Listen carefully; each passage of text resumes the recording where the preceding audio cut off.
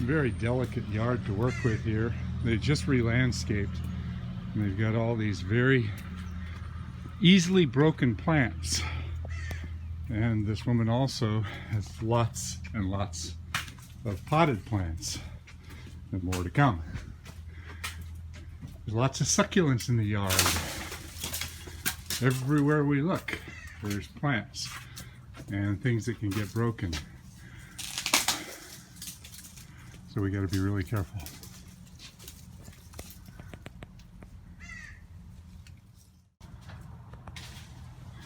And the backyard is also very delicate.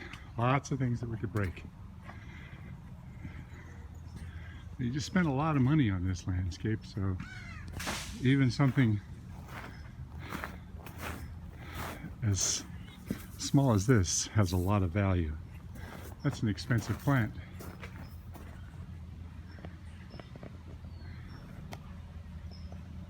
Yeah, just throw everything on top of the hedge there. It'll catch. Yeah. That wire will be fine. This stuff's pretty light. Yeah. This tree's not looking very good, is it? No, I really don't like it. No, I don't either. It reminds me too much of that one I did last year that fell over last week. You trimmed a tree last year and it fell over? Yeah. A big Norway maple street tree. Climbed around in it, pretty big tree, and cut all the dead stuff out of it. Had a lot of dead branches. Did it look sparse like this one when you did it? Kind of like this one. Yeah. Did it have a big decay pocket at the bottom like this one? Decay pocket at the bottom, kind of like this one. It towered over the house, kind of like this one. You know, we just got here and we found this on the back side of the tree. Not looking very good. So the wood in this tree is quite compromised. I think I'm going to get the major dead branches out of it just so they don't fall on the house. And clearly that's part of the problem. They've got a sprinkler here. It's been getting wet dry its entire life, and caused some significant decay. Probably had an old injury of some sort that started the decay, and then the water made it worse. Got 3 other liquidambars on the property. I'm going to look at them for potential problems. There's a sprinkler on this one, but I don't show any signs of water associated damage. Thin bark trees seem to be much more susceptible to this problem than thicker bark trees. But like I said, that other tree very likely had an injury of some sort.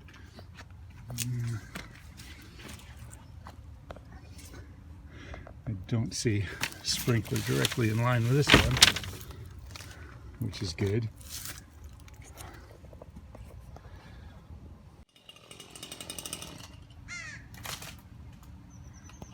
You roping that down? Down to you. You got it tied off? Yeah. All right.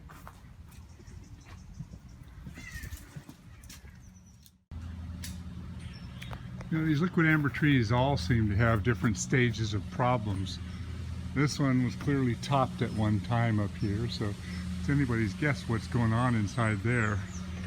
And there's also a trunk canker disease that attacks liquidambars, which you can see quite clearly in there. If you look in deep, you can see the moisture in there, and it's showing itself in a number of areas all the way up throughout the trunk. It's kind of like a clogging of the tree's transport system, and it usually takes years for it to kill the tree, but once it gets in the system of the tree, there's no cure, there's no solution, there's no answer to make it any better. Sometimes the trees will survive and they'll hang in there. Generally, if there's enough water, it'll put up enough new growth to offset some of the problem, but usually the trees succumb to this problem.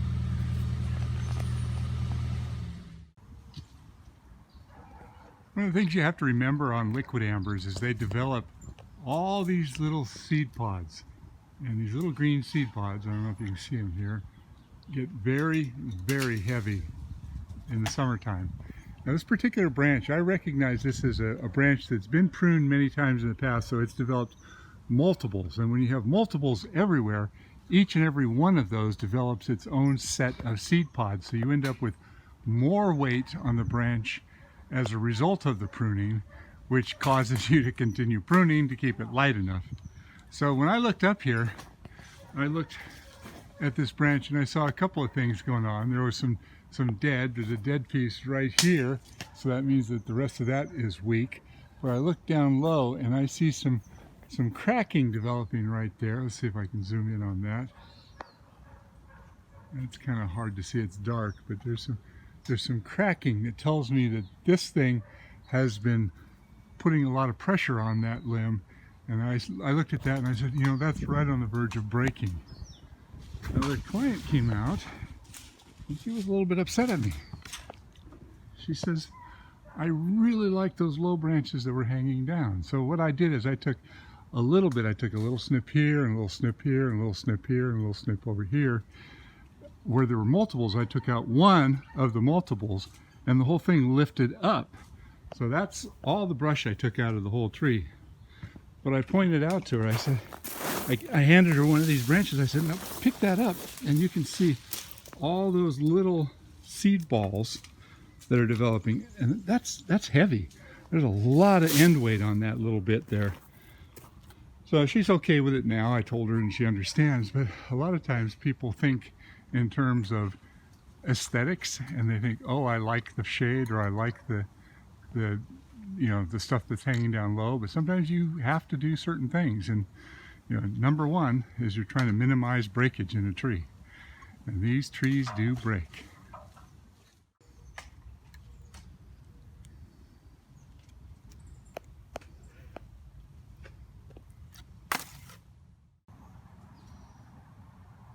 Well, we just finished pruning out all the dead wood on this tree. There was quite a bit of dead wood, and it's quite sparse compared to the other liquidambars. And I saw this area of decay in the backside, but I decided to start digging at it, and it's much worse than I imagined. The stick right here goes in that far, so it's almost poking out on the other side, and if I keep poking, there's a little compromised hole on the other side. I think I'd go all the way through. So my guess is that this tree is compromised way beyond being safe. And all this stuff up in here, there was a termite colony that I pulled out. You can see it going up the tree. So it's hollowed quite a ways up. Goes up that far. This used to be wood. It's pretty good compost now, but it's kind of hard to see.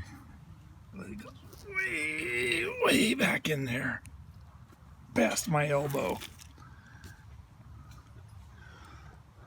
This tree's got to come down. Probably shouldn't have climbed it. Some of these circumstances that you got to look at the tree and really do a thorough inspection.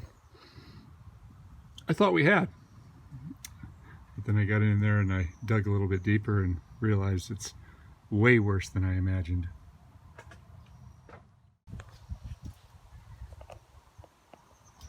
You all right? Need any help? Nah, it's okay. Okay. I want to rip it. So I came over to the other side of this tree and started probing around over here, and the stick goes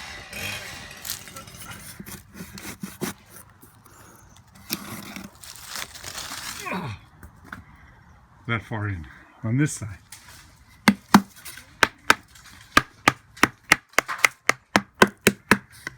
Now I saw that when we began, but I didn't get down here and do what I'm doing right now. So. Okay, we got a problem. Okay, I kept digging. There's my stick.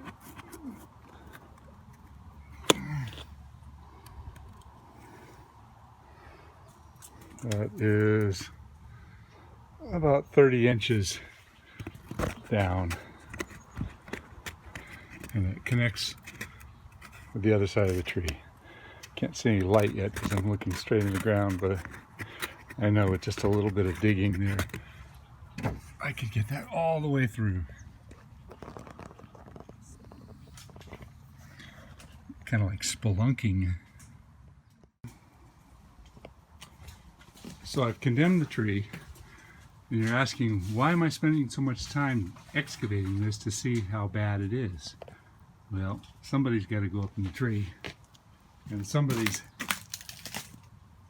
got to decide how to go about taking this tree down. And there is a possibility that it could be too structurally unsound to make any dramatic moves.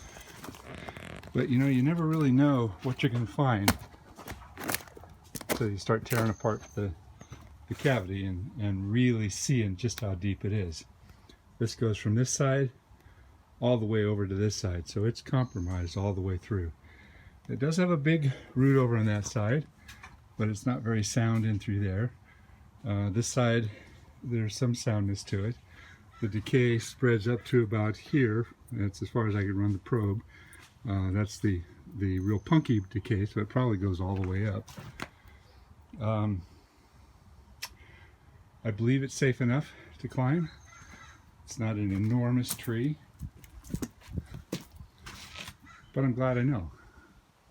Well, that's interesting. That is very likely connected with this. So that probably goes all the way down through the trunk.